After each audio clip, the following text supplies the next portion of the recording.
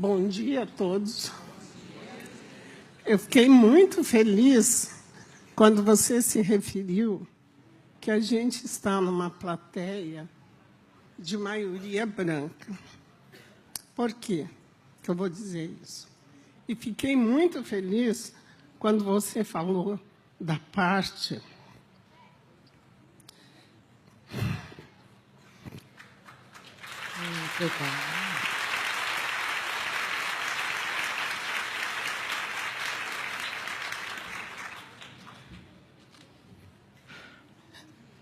Desculpem. Quando você falou da parte da educação, eu sou de uma região do sul, você já pode imaginar, do sul do Paraná. Quer dizer, eu vim do interior do Paraná, lá do mato, estudar em Curitiba. Tive ontem a palestra das moças sobre a mãe.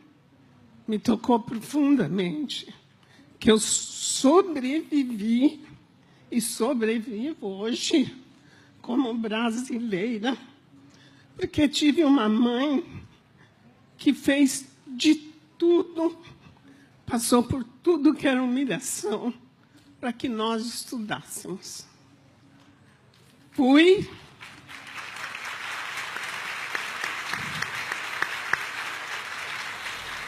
Desculpa que eu estou me estendendo, que é a grande oportunidade da minha vida que os dois e a palestra de ontem me deu para eu poder falar. Fui para um colégio interno aos 5 anos, ia completar, porque passavam as freiras, para quem é bem do interior do mato, sabe disso, que tinha um negócio da religião chamado missões. Eles passavam pelas cidades, recolhendo crianças, como se fosse assim, em troca de você ir para esta escola, para estudar. Na verdade, a gente foi para trabalhar. Então, eu trabalhei duro desde os 5 anos. Sou neta de escravos. Aparentemente, a gente teve uma libertação que não existe até hoje.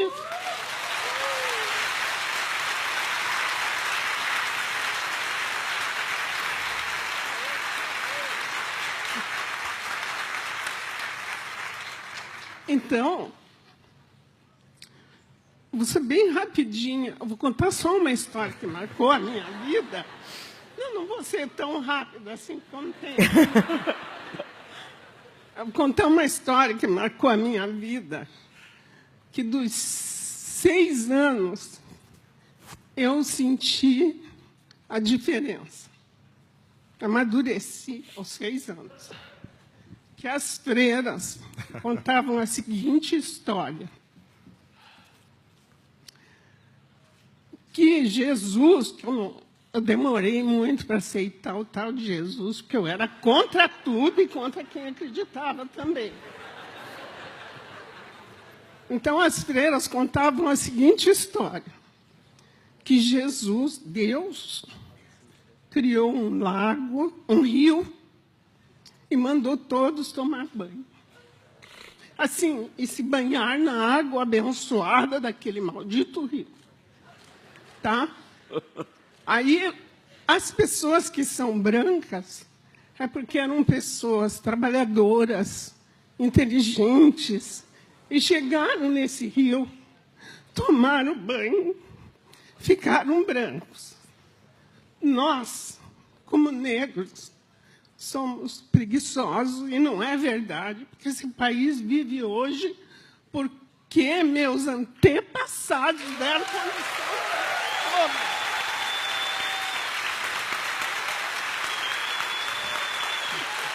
Contar.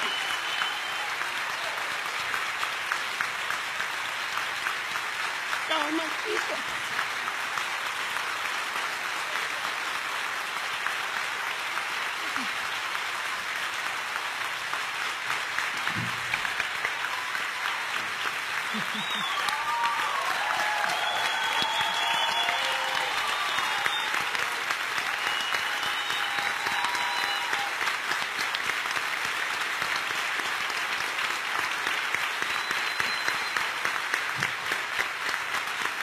Então, nós, como negros, preguiçosos, chegamos no final, quando todos tinham tomado banho, o rio só tinha lama.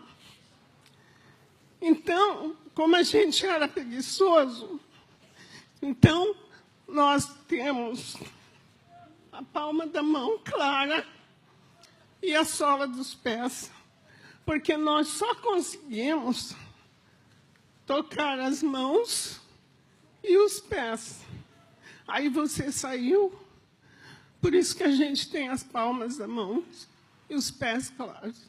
Isso ela explicava, ela contava a história para contar para os brancos como a gente era preguiçoso e não era verdade. Isso não é verdade, porque senão a gente não teria sobrevivido.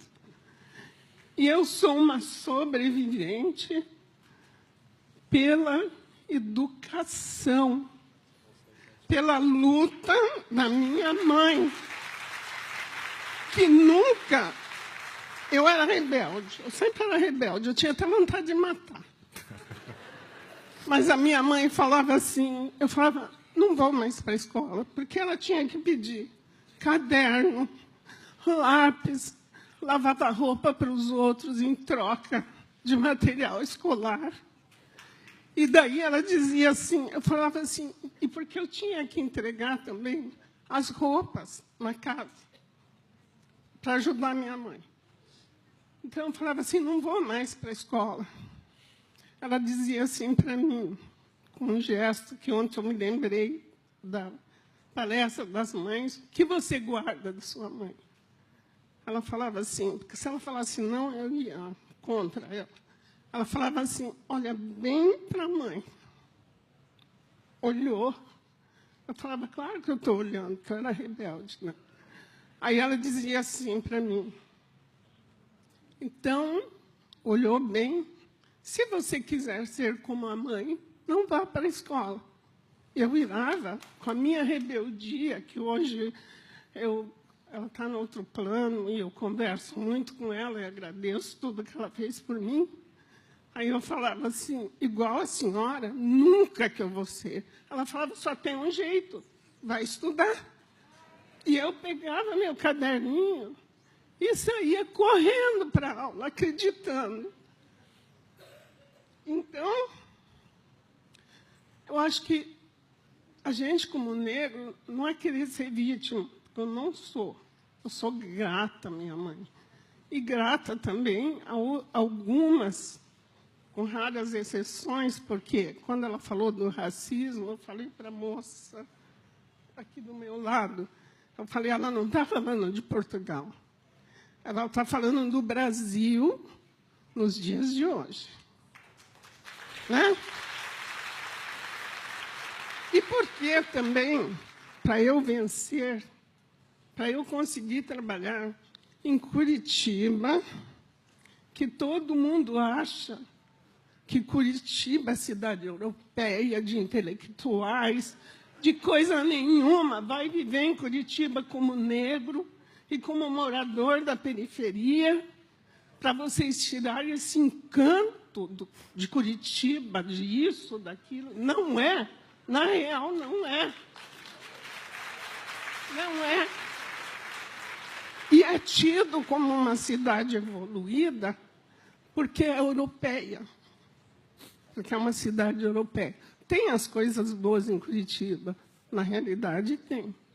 Mas os cotistas negros, índios, sofrem o preconceito dentro das universidades e, o mais ainda, em Londrina, que é uma das maiores cidades do norte do Paraná, que tem grandes universidades, os indígenas perderam a bolsa de R$ 400 de ajuda, porque o nosso governador, meu não, o governador do Paraná, cortou a bolsa. Então, assim, eu não quero desistir. E eu fui uma professora muito, assim, defensora dos meus alunos, e fui uma pessoa que trabalhou na época da ditadura. Então, como eu falava com os meus alunos, como eu falava, às vezes, professora, porque eu não quero mais, porque isso, porque eu falava, não. Aí eu contava a minha história para eles, não como miséria, como sofredora. Eu falava como vocês são capazes. Você tem 2 olhos, 2 braços, você pensa, você quer ser respeitado, seja melhor que ele, estude, que ele vai precisar de você e ele vai te respeitar. E eu era considerada, na minha escola, como subversiva, porque eu passava isso para as crianças. Então, é isso que eu tenho que falar, que a minha história é longa, mas eu, com todo o preconceito, com todas as coisas, venci. Estudo até hoje. Aí as pessoas falam, mas por que você quer? Não, é porque eu quero, é para a minha cabeça. Eu quero raciocinar. Eu quero saber o que eu estou lendo, o que está acontecendo com o meu país, o que está acontecendo comigo. Obrigada.